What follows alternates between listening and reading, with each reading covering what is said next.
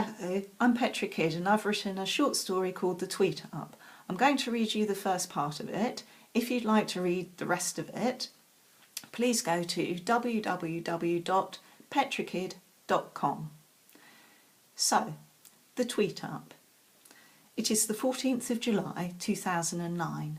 Romana Blaze perches daintily on a three-legged stool in front of a large sash window at the Rose Cafe, a fashionable meeting point for those in the know. Her right index finger strokes a sleek touchscreen phone while her falsely lashed eyes scan it for fellow tweeters. Three other people sit at a square stripped pine table 2 feet away from Romana. The surface is grooved with initials, hearts and observations about the staff. Two are male, one with a bushy bohemian style beard shrouding his weak chin, the other sporting auburn ringlets and Lennon-type round spectacles. The disinterested female in their company throws sideways glances at Romana. She's bored senseless by a geeky conversation the two men are having about comic book heroes, and far more interested in Romana's glamorous 7 jeans, the long white silk top falling sexily off one shoulder, and the red soles of her obviously outrageously expensive Louboutin sandals. Never has Abby seen such a creature at this cafe before. Sure, there are always plenty of pretty young girls, shapely in their floral tops and slouchy jeans, but they are mainly students, not moneyed or with style like the young woman by the sash window, which, by the way, has been left half open, the sill loaded with dying plants and strategically placed dusty tomes with peeling jacket covers.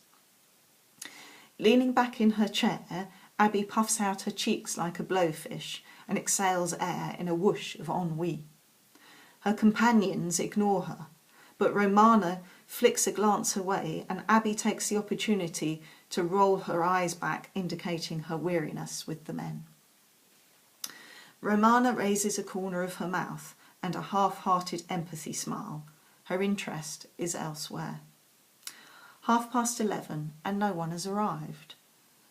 Where are you? At Liberty Swan, at Milestone Millie, at Joe Hammer. I'm here and waiting. She sends the tweet.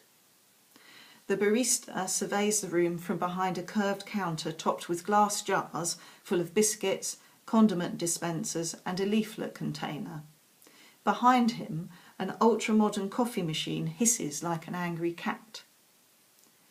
Any of you folks need a top-up? It is obvious he isn't impressed with the lack of custom today.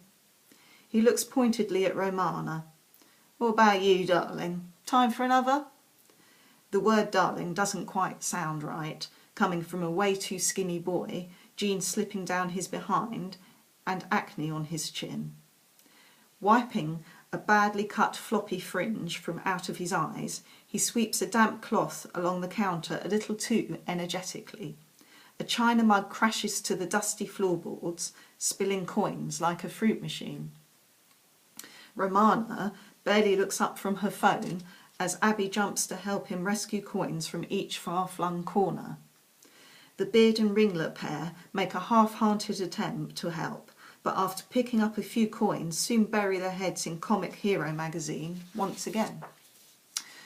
No one notices a young female sporting spiky hair peering through the cafe window.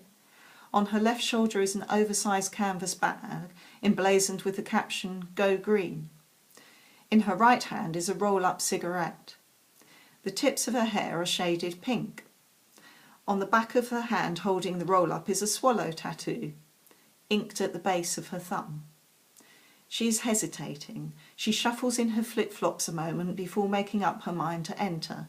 The roll-up gets discarded in the gutter. The last of the coins are being scooped up.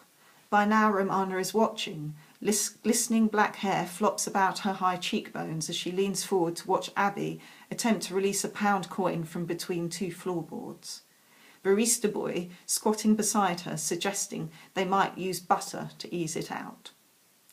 Romana doesn't notice the girl with spiky hair until she arrives right next to her. "Hello, sorry I'm a bit late," squeaks the girl. "You're on fire, aren't you?" Abby jerks her head up and away from the coin, intrigued by the comment. She could see the mystery lady was hot, but on fire. Yeah, Romana throatily acknowledges the girl. And you are? Liberty Swan. Well, my real name is Lynette. Lynette's hand limply offers itself in Romana's direction. Romana studies the hand, briefly touches it and decides not to comment on the swallow tattoo. A swallow tattoo, but used swan in her profile name. Romana guesses Liberty Swallow might sound like a porn star, which is obviously at odds with the figure before her. Abby leaves the struggle with the coin to Barista Boy, who squats over it, showing far too much of his checked boxer shorts and the crack of his scrawny backside. Returning to her seat, she's happy to be in prime position to observe the first meeting of Romana and Lynette, a most unlikely pair. Not really knowing what to say next, Abby looks toward the cafe door, hoping to see someone else arrive, but the doorway gapes emptily back at her. Well, are the others coming, do you know? Traffic is terrible. Totally awestruck by Romana's real-life presence, she hardly dares to look at her. Weird, isn't it, seeing each other for real? She dumps her bag by Romana's stall and wonders whether to interrupt Barista Boy, who by now is digging out the coin with a knife, paying no attention to the damage he's wreaking on the floorboards, to ask for a green tea.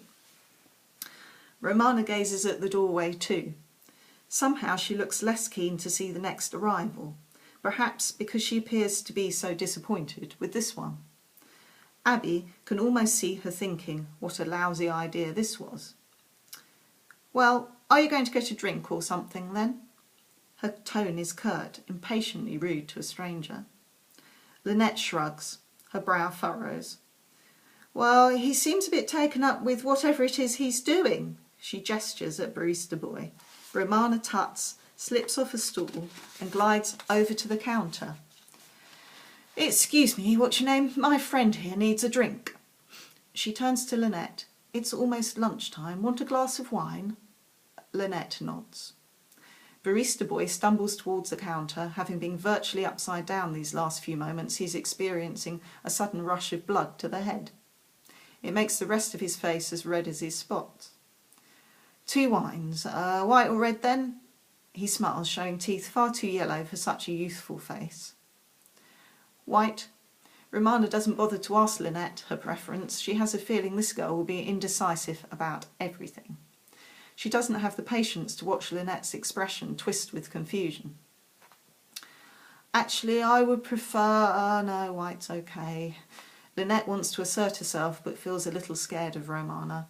She was attracted to Romana's tweets because they were wry, sarcastic observations of the men in her life. Romana is a sharp operator, a temptress who then pours acid on any attempts at seduction. Well, her tweeting persona suggests that anyway.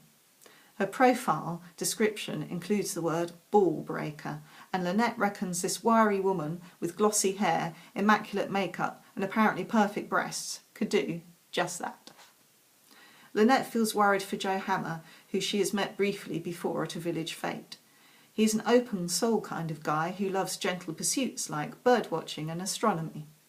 Lynette can't quite imagine in a million years how Joe and Romana ended up in the same timeline, let alone agreed to tweet up. Then again, the same could be said of Liberty Swan and On Fire. Accepting the wine from Romana, Lynette looks up to see an elderly woman wearing a long beige dress enter the cafe. This surely can't be Milestone Millie. Lynette rapidly takes a swig from the enormous glass she has been presented with. Perhaps if she gets inebriated ultra quick, the next hour or so might be so much more bearable. The lady in the beige dress is indeed Milestone Millie. On closer inspection, she doesn't appear to be as old as a first thought. Her skin is quite smooth below the deep lines around her eyes. Unlike Lynette, she exudes confidence. Milestone Millie moves towards them, tall with slightly bent shoulders, softly bobbed hair and a large circular pendant swinging across her chest. As she reaches Romana, she throws out ringed fingers in a theatrical swoop. "Oh, adorable Romana, gorgeous as ever, my dear, give me a kiss." Abby and Nanette watch